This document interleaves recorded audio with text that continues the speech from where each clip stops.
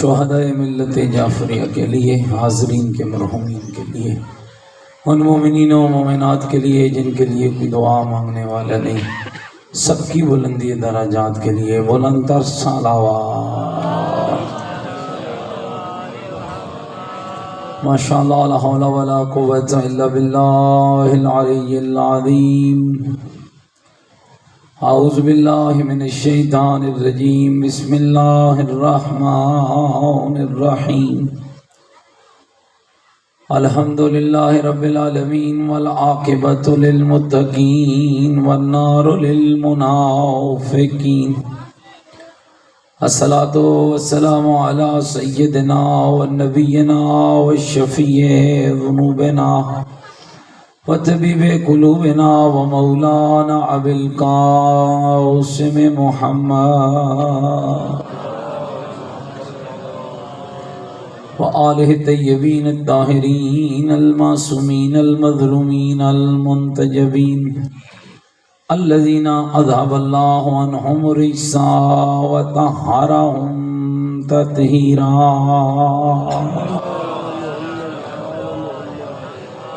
ورحمۃ اللہ علی احبابہم وشیعتہم وموالیہم اجمعین، ولعنۃ اللہ علی اعدائہم ملعونین۔ اما بعد فقد قال الحکیم فی القرآن المجید وقولہ الحق وہو اصدق القائلین۔ بسم اللہ الرحمن الرحیم۔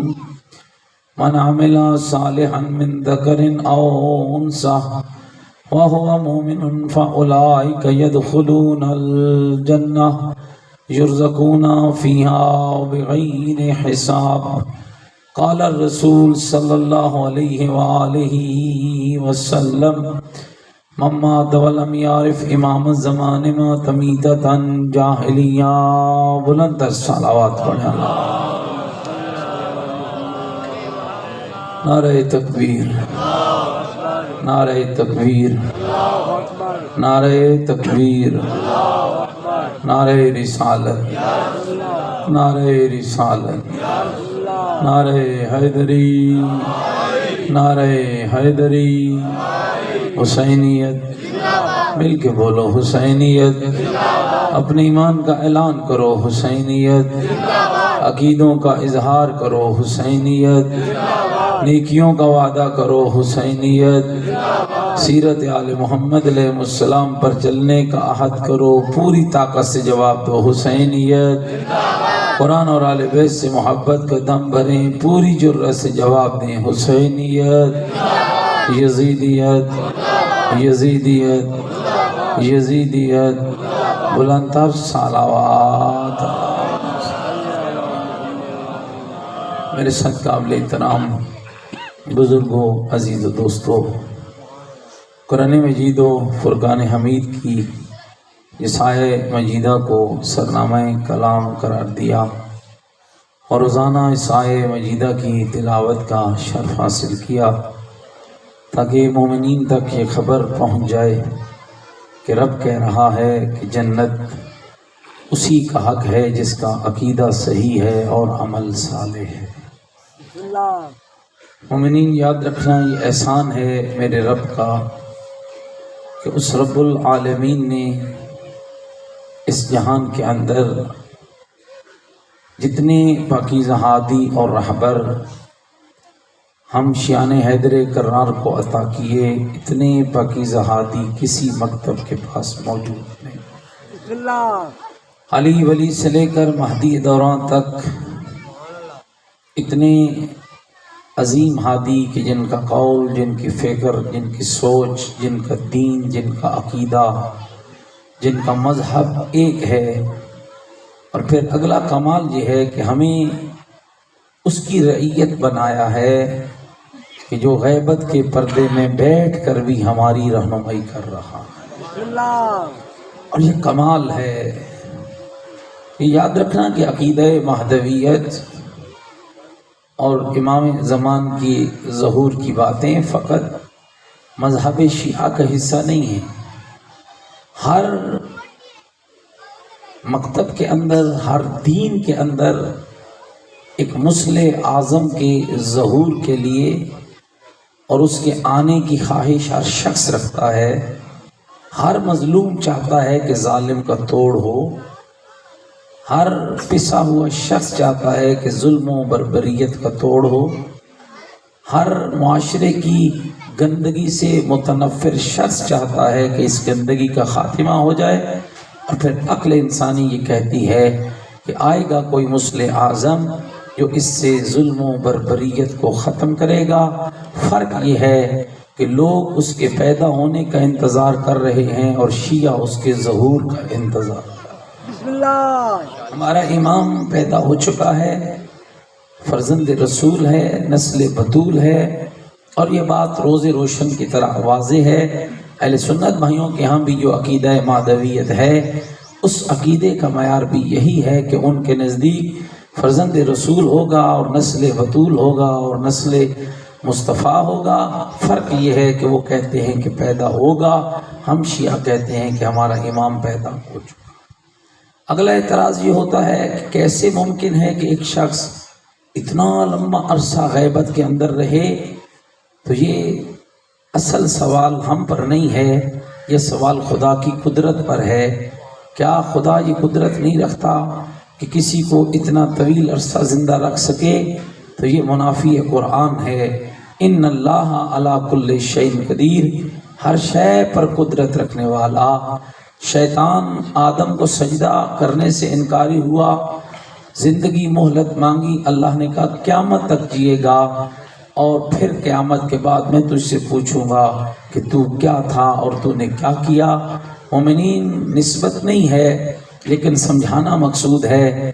اگر خدا کا دشمن زندہ رہ سکتا ہے تو خدا کا ولی کیوں نہیں زندہ رہ سکتا؟ یا علی یا علی۔ پھر کئی انبیاء کی مثالیں ہیں۔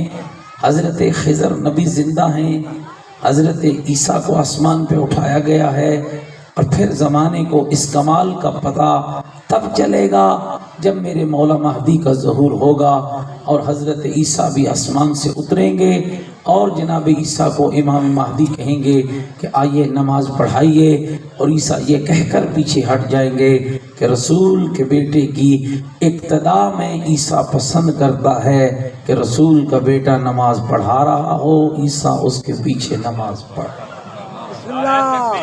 اللہ اکبر، یا رسول اللہ، یا علی، یا اللہم صلی علی محمد وآلہ۔ جو اپنے امام کا ظہور چاہتے ہیں پوری طاقت کے ساتھ مل کر بلند تر صلوات۔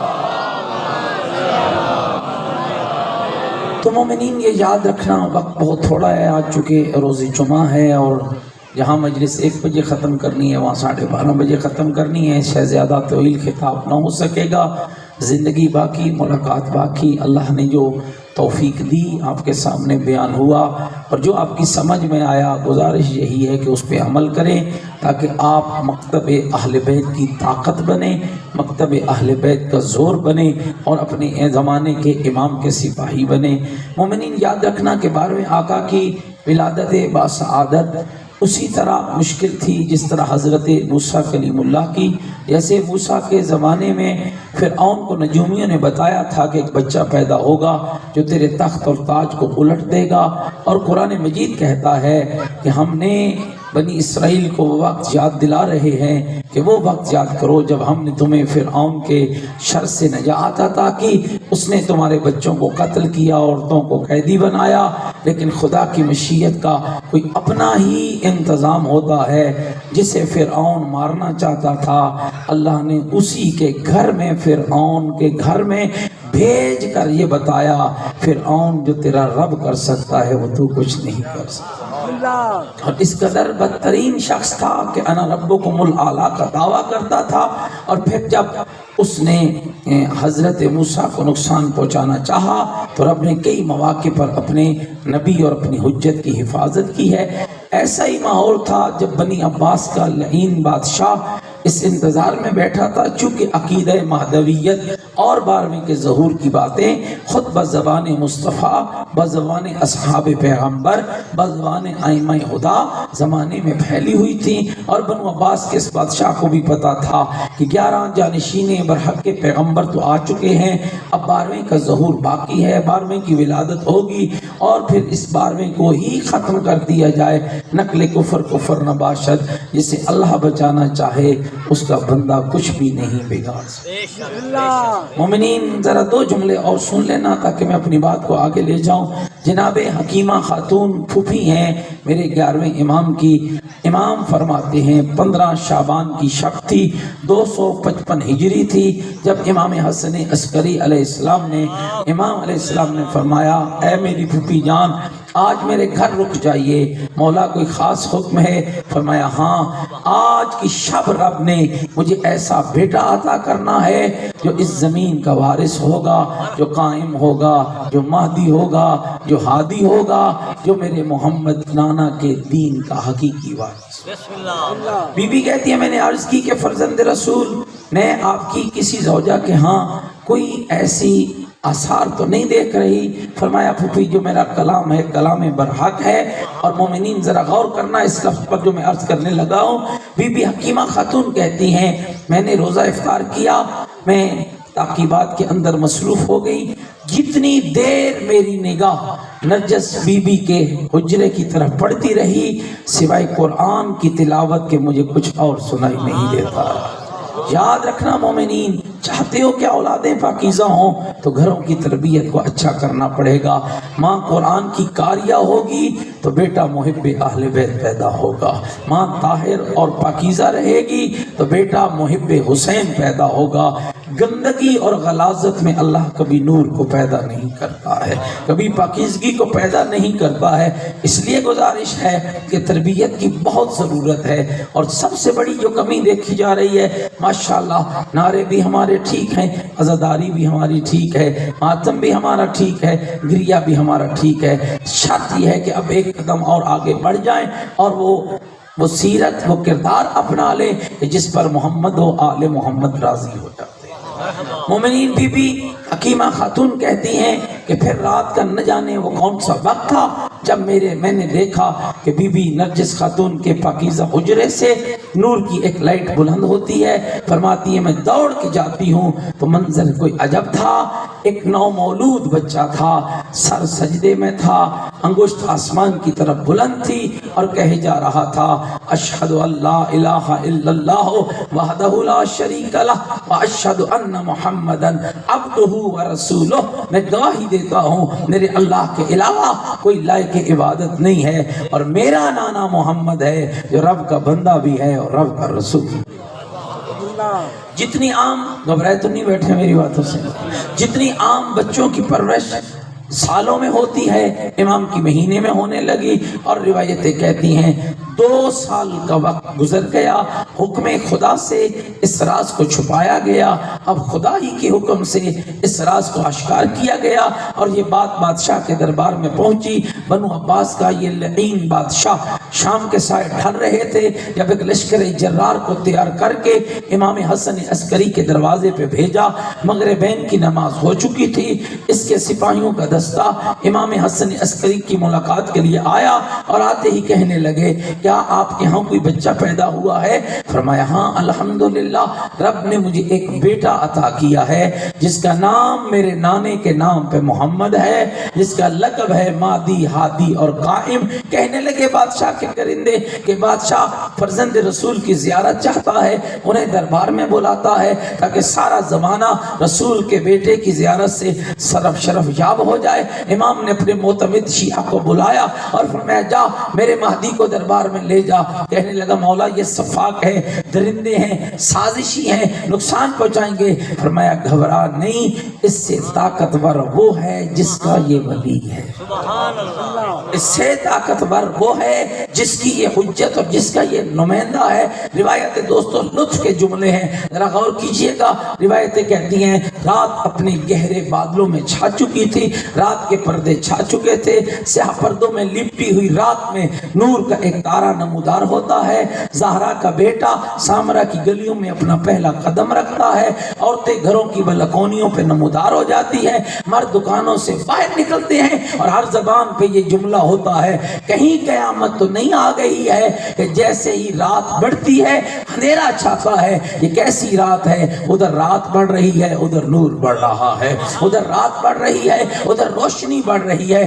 اللہ اکبر کہہ کر میرے بار میں ہادی نے دربار میں قدم رکھا، لہجے میں علی جیسا جذبہ تھا، ہاں متانت و سنجیدگی کے ساتھ میرا بارواں مولا عالم بچپنے میں دربار میں قدم رکھتا ہے۔ بادشاہ جو پہلے سے منصوبہ بنا چکا تھا، جیسے ہی زہرا کا بیٹا آئے گا نقل کفر نباشد، تلواروں کو نیاموں سے نکال لینا اور امام کا سر تن سے جدا کر دینا۔ لیکن میں کہتا ہوں جب بچانے والے نے بچانے کا ارادہ کر لیا تھا تو یہ بادشاہ کیا کر سکتا تھا؟ دوستو توجہ رکھنا، روایت کہتی ہے اللہ اکبر کہہ کر میرے بارہویں ہادی کا قدم دربار کے اندر آیا، تلواروں والے تلواروں کی طرف دوڑے۔ اللہ نے پہلا معجزہ زہرا کے بیٹے کے ہاتھ پہ نمودار کیا، اور وہ معجزہ کیا تھا؟ نہ تلوار نیام چھوڑ رہی ہے، نہ نیام تلوار چھوڑ رہی ہے۔ اللہ اکبر، اللہ مل کے ایک صلوات پڑھ لے محمد و آل محمد کی ذات۔ جن کو بارہویں مولا کی ضرورت ہے پوری طاقت کے ساتھ بلند تر صلوات۔ یہ میری گل سمجھ آتی بھی ہے میرے دوستوں بزرگوں۔ امام دربار کے اندر چلے گئے، ایک میسیج دینا چاہوں گا۔ امام دربار کے اندر چلے گئے، روایتیں کہتی ہیں بادشاہ چیخنے لگا، وہی تہمت لگائی جو کبھی عرب کے بدو مہدی کے نانا مصطفیٰ پہ لگایا کرتے تھے، اور وہ تہمت کیا تھی؟ انہوں نے جادو کر رکھا ہے، وہ تلوار لے کر آؤ جس کو میں نے جادو کے اثر سے بچا رکھا ہے۔ اس تلوار کو بھی لایا جاتا ہے، نہ تلوار نیام چھوڑتی ہے نہ نیام تلوار چھوڑتی ہے۔ پھر یہ چیختا ہے اور سیکھپا ہو کر کہتا ہے بھوکے شیروں کا پنجرہ کھول دو۔ شیروں کا پنجرہ کھلتا ہے، 3 شیر پنجرے سے نمودار ہوتے ہیں، ایک بوڑھا ہوتا ہے، 2 جوان ہوتے ہیں، بوڑھا آگے آگے ہوتا ہے، جوان پیچھے پیچھے ہوتے ہیں۔ روایت کہتی ہے ادھر شیر چلتے ہیں، ادھر دربار میں سناٹا اور ہو کا عالم ہو جاتا ہے، لوگوں کی انگلیاں دانتوں کے اندر ہوتی ہیں، سانسوں کے چلنے کی آواز بند ہو جاتی ہے، لوگ حیران و پریشان ہیں، پتہ نہیں اب ہونے کیا والا ہے۔ ہاں اگر اس دھرتی پر کوئی اطمینان میں ہے تو زمانے کی آخری حجت ہے، زہرا کا لال ہے، علی کا بیٹا ہے۔ وہ جو امام کے ساتھ گیا تھا نا، امام کا شیعہ، وہ بھی کانپنے لگتا ہے، کہتے ہیں مولا پہلے بات اور تھی، اب تو درندے آ رہے ہیں، اب تو وحشی آ رہے ہیں۔ مسکرا کر میرے مہدی مولا نے کہا گھبرا نہیں، یہ انسان ہو کر نہیں جانتے کہ میں کون ہوں، یہ حیوان جانتے ہیں میں زمانے کی آخری حجت زہرا کا بیٹا مہدی ہے۔ امام زمانہ بلند تر صلوات۔ اللہم صلی علی محمد و آل محمد۔ گھبرائے تو نہیں بیٹھے میری بات میں؟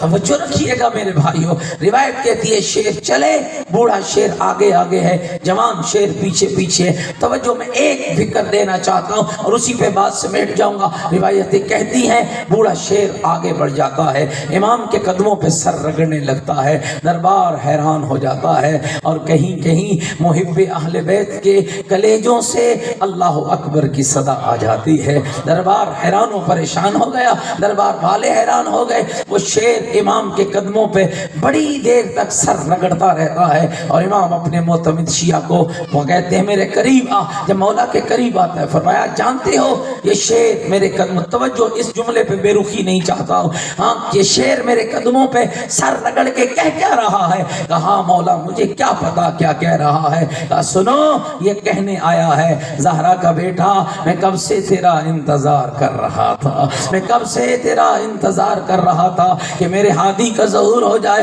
میرا ہادی کا یہاں ورود ہو جائے، میرا ہادی یہاں تشریف لے آئے مولا، اس لیے میں آپ کا انتظار کر رہا تھا۔ یہ جو جوان شیر دیکھ رہے ہو نا، یہ جوانی کے نشے میں چور ہو کر مجھ بوڑھے کا حق کھا رہے تھے، اور میں انتظار تھا امام کو آنے دو پھر تمہارا معاملہ حل کرا دوں گا، امام کو آنے دو مولا، عرضی پیش کرنا میرا کام ہے، فیصلہ کرنا بنانا تیرا کام ہے۔ مومنین یاد رکھنا، روایتیں کہتی ہیں فوراً فرزند زہرا نے اپنے ہاتھوں کو بلند کیا۔ ہاتھوں کا بلند ہونا تھا کہ بوڑھا شیر جوان ہو جاتا ہے اور جوان شیر بوڑھے۔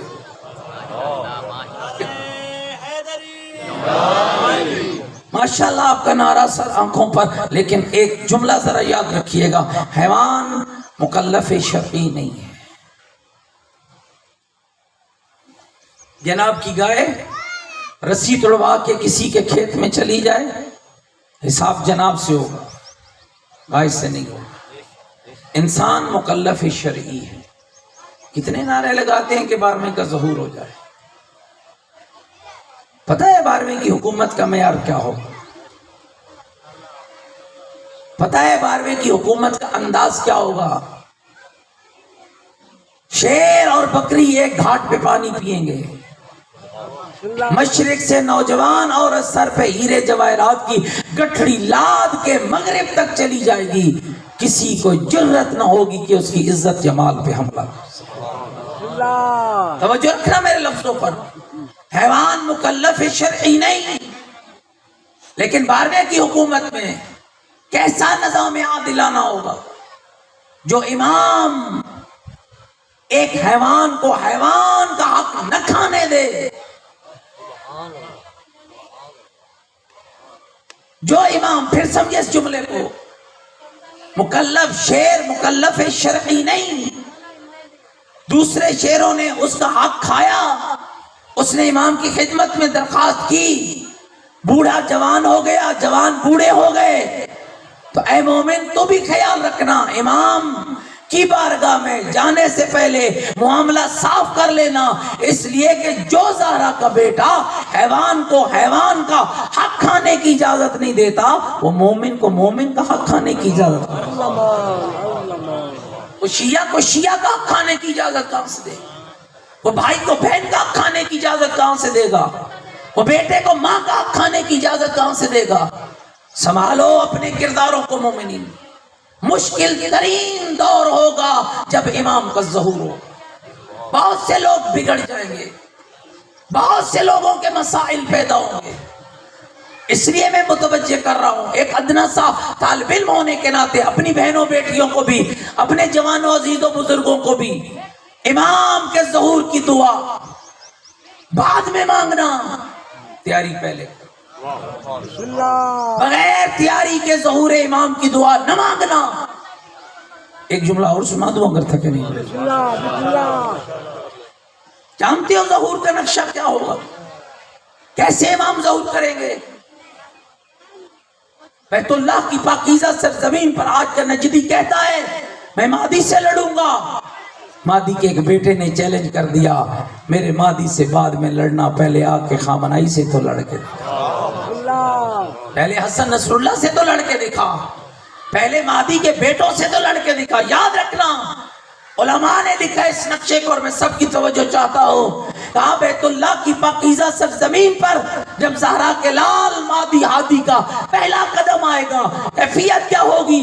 سر پہ محمد کا امامہ ہوگا، جسم پہ علی کا پیرہن ہوگا، ہاتھوں میں علی کی ذوالفقار ہوگی، دل میں زہرا کی دعا کو لیے حسن کی سخاوت کا وارث، حسین کی شجاعت کا پیکر، زین العابدین کی طرح زینت عبادت رکھنے والا، باقر علوم کے چشمہ علم کا وارث، جعفر صادق کی طرح سچا، موسیٰ کاظم کی طرح علم بردبار، علی رضا کی طرح خدا کی رضا پہ راضی رہنے والا، محمد تقی کی تقاوت، مولا علی نقی کی نقاوت رکھنے والا، حسن عسکری کے پاکیزہ گلشن کا پاکیزہ پھول، نرجس کا چاند جب بیت اللہ میں قدم رکھے گا، آگے آگے جبرائیل ہوگا، ایک طرف میکائیل ہوگا، ایک طرف اسرافیل ہوگا، پیچھے ملائکہ کی جماعت ہوگی، اور جبریل کہہ رہا ہوگا جعل حق و وزاق الباطل ان الباطل کان زہوقا، حق آ گیا اور باطل چلا گیا، جب حق آتا ہے تو باطل کو جانا پڑتا۔ نعرہ تکبیر، یا نعرہ رسالت، یا رسول اللہ، نعرہ حیدری، نعرہ صلوات۔ جو امام کے ظہور کے خواہش مند ہیں، پوری طاقت کے ساتھ اپنے مولا کی ذات پہ بلند تر صلوات۔ اور اگلا کام امام کیا کریں گے؟ بیت اللہ کی چھت پہ آذان دیں، حی علی خیر العمل۔ نظریات مختلف ہیں، ایک نظریہ یہ ہے کہ یہ دنیا کا نظام ختم ہو جائے گا، یہ لیپ ٹاپ، یہ انٹرنیٹ، یہ خلائی شٹل وٹل ختم، جس کا ترجمہ میں یوں کرتا ہوں، دنیا داروں کا نظام ختم ہو جائے گا، زہرا کے بیٹے کا نظام شروع ہو جائے گا۔ بیت اللہ کی چھت پہ میرا امام اذان دے گا، حی علی خیر العمل، حی علی خیر العمل۔ اللہ اپنے ولی کی آواز میں وہ طاقت پیدا کرے گا کہ امام کی آواز کائنات کے ہر کونے میں میرا اللہ پہنچائے گا، جو جہاں ہوگا اس کے کانوں میں آواز آ جائے گی، حی علی خیر العمل۔ بس آواز کے آنے میں نہیں ہے دوستو، بات یہ ہے کہ کیا ہم سننے کے قابل ہیں؟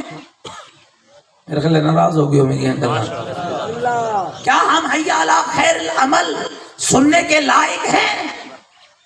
اگر ہیں تو آج ظہر کی نماز پہ اپنا محاسبہ کر لیں۔ اگر آج ظہر کی اذان کی حی علی خیر العمل سن کے تو اچھے عمل کی طرف دوڑ پڑا تو سمجھنا پھر مادی کے لیے تیری تیاری شروع ہو چکی ہے، اور اگر آج کی حی علی خیر العمل تجھے مصلی تک نہ لائے، جو حی علی خیر العمل کی صدا سن کر مصلی تک نہیں آتا ہے، وہ مادی کے لیے کہاں جائے؟ یاد رکھیے گا مومنین، یہ حی علی خیر العمل تیاری ہے، اسے معمولی نہ سمجھو۔ غدیر قوم کے میدان سے جو حی علی خیر العمل کی صدا چلی تھی، یہ مہدی کے ظہور تک جاری رہے گی، اور اس صدا کو وہی سنے گا جو ہر روز سن کے اچھے عمل کی طرف دوڑ پڑتا ہے اور مصلی پہ نماز پڑھ کے کہتا ہے، میرے اللہ تو جانتا ہے میں نے حی علی خیر العمل کی صدا کو سنا ہے اور مصلی پہ آ گیا ہوں، مالک اس وقت مجھے پیچھے نہ رکھنا جب زہرا کا بیٹا حی علی خیر العمل کہہ کے مجھے بلا رہا۔ لہذا مومنین کرام خوب اپنی تیاری کیجیے، اپنے آپ کو تیار کیجیے اور سنواریے آل محمد کے مکتب کے لیے۔ امام کو سپاہیوں کی ضرورت ہے، امام آپ کے نہروں کا محتاج نہیں ہے، امام آپ کے گریے کا بھی محتاج نہیں ہے، امام کو صالح شیعہ چاہیے۔ اگر حسین ابن علی کو حبیب چاہیے تھا تو مہدی دوران کو بھی ایک حبیب چاہیے۔ اگر مولا علی کے لیے میسم ضروری تھا تو آج کے مہدی کے لیے بھی ایک میسم کی ضرورت ہے، اور وہ میسم کردار سے بنتا، عمل سے زندگی بنتی ہے۔ جنت بھی جہنم بھی خاکی اپنی فطرت میں نہ نوری ہے نہ ناری۔ اس لیے قرآن نے کہا، جو 2 محرم سے بات شروع کی آج اس کا ختم کر رہا ہوں، من عامل صالحا من ذکر او انثی وہو مومن فاولئک یدخلون الجنہ۔ ٹکرے مار مار کے تھک جاؤ، عمل اور عقیدہ صحیح نہیں ہے، علی کبھی بھی جنت کا ٹکٹ نہیں دے، اس لیے کہ جنت انعام ہے، اور انعام اللہ نے علی کے ذریعے اسی کو دلوانا ہے جو لائق انعام ہوگا۔ غلطی ممکن ہے